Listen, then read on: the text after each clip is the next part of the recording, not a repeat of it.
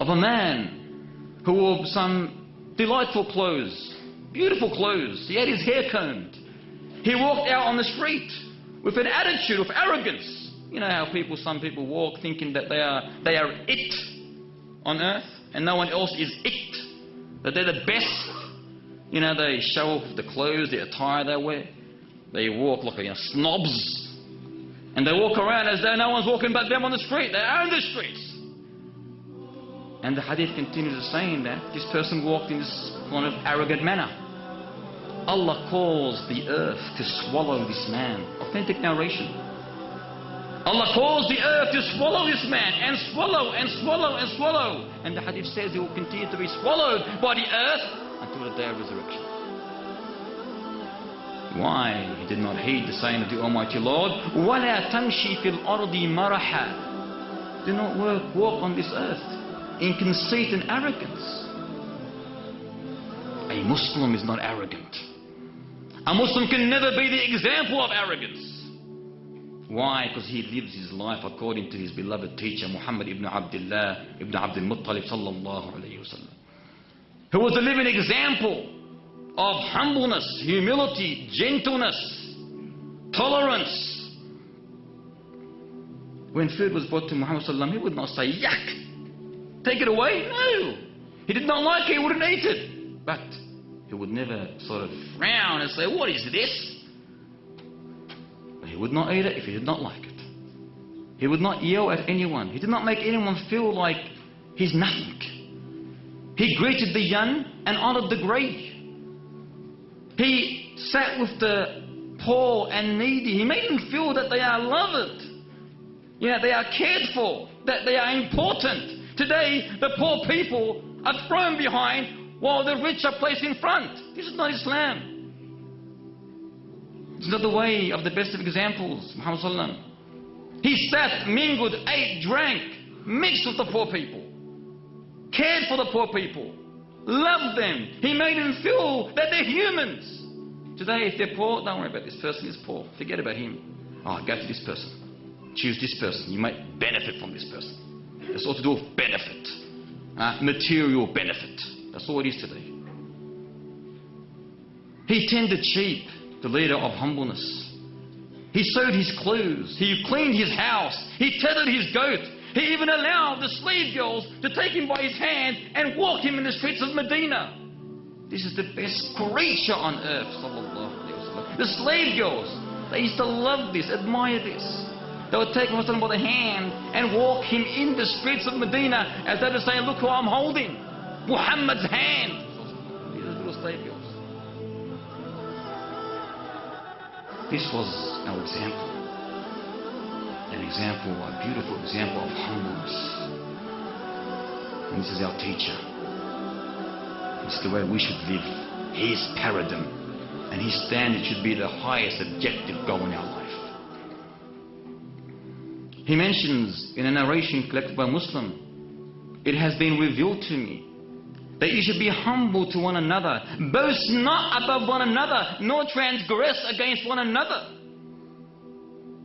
He said, مثل المؤمنين في توادهم وتراحمهم وتعاطفهم كمثل الجسد إذا اشتكى منه عضو تداعى له سائر الجسد بالسحر والحمى. The believers in their mutual love, mercy and sympathy are like one body. If one limb suffers, the whole body responds. The body of Islam, the Muslims all as a whole, it responds with sleeplessness and fever until that is cured. This is the way we are, the way we should be. We ask the Almighty Lord to put this bondage, this love, this care, this aid, this help amongst the Muslims, to strengthen us, to bring solidarity amongst us, unification, unity, loving each other, helping each other, aiding each other, thinking of our brothers who have been imprisoned for no reason. Do dua for them, help them. Wallahi, it could happen to any of us at any time. So do not think of yourself only when you go to sleep or when you eat or when your prayers. Think about your brothers and sisters in Islam. They are the gathering or the people of pride and arrogance. The gathering of those who are the beggars. On a day of resurrection, on a day of gathering, you will see people with scars or scratch marks on their face, and others with no flesh on their face. No flesh, just the bone itself, bare. And they'll be walking around. These are the people who begged while there was no need for them to beg. As it's mentioned, that Muhammad said to us all, that whoever begs, well, there's no need for him to beg, will come with scars and scratch marks on his face. Bukhari and Muslim narrated the hadith of Ibn Umar radiyallahu ta'ala anhuma, that if one of you keeps asking with importunity, in other words, persistent demand, will make Allah Ta'ala on the day of gathering with not a shred of flesh on his face. And Muslim narrated that Muhammad sallallahu alaihi wasallam said to us all that whoever begs just to add to his riches is actually in fact asking for a firebrand. It's up to him to increase it or decrease it. And a firebrand is a stick of fire. Begging, dear brothers and sisters, without a pressing need, a necessity, is a disgraceful crime that can lead a person to hellfire. And we all know that Islam teaches us that the upper hand is better than the lower hand. The upper hand is the one that gives, while the lower is the one that asks and takes. May the Almighty Lord make us amongst those who are from the upper hand and not from the lower hand. The gathering of the one who has two faces. Two faces, the backbiter, the slanderer, the one that carries fairy tales in order to lower, to harm, to hurt his believing brothers and sisters in Islam. On that day, this person, you will know him. You will know he was a two-faced person on the face of this earth. He will have a long tongue of fire. His tongue will be of fire on that day. As Muhammad said to us, whoever is two-faced in the life of this world will have a ton of fire in the next. And Bukhari and Muslim narrated that amongst the worst people on the day of gathering, the day of judgment, is the one who is two-faced. He says something to these people and then something else to those people. Meaning, subhanAllah, backbiting, slandering, carrying fairy tales, lowering the servants of Allah Ta'ala in the eyes of others. Why? Why? Oh, two-faced, evil, wicked person, are you free from mistake? Think about it. Are you free from mistake? As Ibrahim ibn Adham said, they engage in looking at the faults or finding faults in others before they look at their own faults. Are you free from mistake? Rather, you are full of deficiencies. You are lower than the person you are speaking about. How dare a Muslim speak, spread rumors, tell lies, hurt, harm his brother or sister in Islam? Surely, wallahi, this person did not know Islam. Does not know Islam. Prying into matters that does not concern him. Amr ibn al-As walked past a dead mule, a carcass of a dead mule. He said to his companions, you are better off eating from the flesh of this carcass than to eat the flesh of your fellow Muslims. Because when you talk behind your back of your brother and sister in Islam, it's like you are going to his grave after he's buried, digging out that grave and eating the flesh while it's deteriorating. That's the example. That's what you are doing. Another man mentioned something bad about his brother to another man. So the other man said to him, the one that was mentioned to, he said to the backbiter, do you fight against the Romans? He said, no. He goes, do you fight against the Turks? He said, no. He goes, the Romans are safe from you. The Turks are safe from you. But your brothers and sisters are not safe from you. SubhanAllah. Abdullah ibn Mubarak rahimahullah ta'ala, the great mujahid, the great predecessor, he said, if I were to gossip about anyone, I would gossip about my parents. They have more right over my hasanat. They have more right over my deeds. And the worst of all is the man or the person who has studied some hadith, probably one or two memorization, or some verses of the Quran, thinking himself, tabarakallah, he's someone, and starts describing or slandering the scholars. Thinking that, oh, I'm not on that opinion, or that opinion is, it's no good. Don't listen to this shaykh. Subhanallah. How many people slander shaykhs, slander eminence, scholars, teachers of Islam?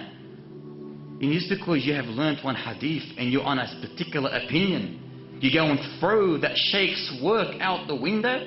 What makes you know that he's right and you're wrong? Brothers and sisters, be very careful how you use this tongue. Be very careful. Be careful that you do not say a word, one letter against your brother and sister in Islam that will hurt or harm them. Wallahi, if anything drags a human being into hellfire, it's this. Leave that which does not concern you. Avoid, abandon people who worry about your own faults. Judge yourself before you judge others. Look at your own faults before you look at other people's faults. And you'll see that you need to rectify your life before you talk about other people's lives. Do not be two-faced. A funny story took place when a lady mentioned to her husband that her next door neighbor, a female lady, was two-faced. And she mentioned this in the presence of a 5-year-old child. So this 5-year-old child listened to her, to his mother, saying that next door neighbor, her neighbor next door, is two-faced. She was saying this to her husband over dinner. So one day they went next door and they started for a visit to visit the next door neighbors. So the child remembered that saying of her, of his mother, that the lady is two-faced. So the child, this 5-year-old child, could not conceive, what does she mean by two-faced? Has she got two faces? So he went to that lady that was spoken about, behind her back. Like, this lady, the wife, was warning her husband, be careful what you say in front of this lady because she speaks in two different faces. So while they were visiting their neighbours, the lady to be, or assumed to be two-faced, the child went to this lady and started looking at her and looking, scrutinising her face. The lady got annoyed after about 2 or 3 minutes of being stared at like that. She said, what are you doing? He said, my mother said you're two-faced. I can't see two faces. I can't see two faces. And fadahaha. He exposed what his mother said about her behind her back. They say if you are in the wrong, they say if you commit something evil, the evil will be back at you as well. So both of them fell into two-faced sort of talks. The gathering of the people who take the war spoils, the booty, before it's distributed. Alhamdulillah, Allah Ta'ala has blessed this nation with what's known to be as booty or war spoils. In other words, when you conquer our land, the enemy's possessions belong to you after you have conquered that land. However, you are not allowed as a soldier to touch any booty, any war spoils until the Amir distributes that booty to you. If you touch anything before the distribution, this is called theft in Islam. It's called theft. And you will bring that which you took illegally on the day of gathering on your back. You'll be carrying it on your back or on your neck, as the hadith mentions.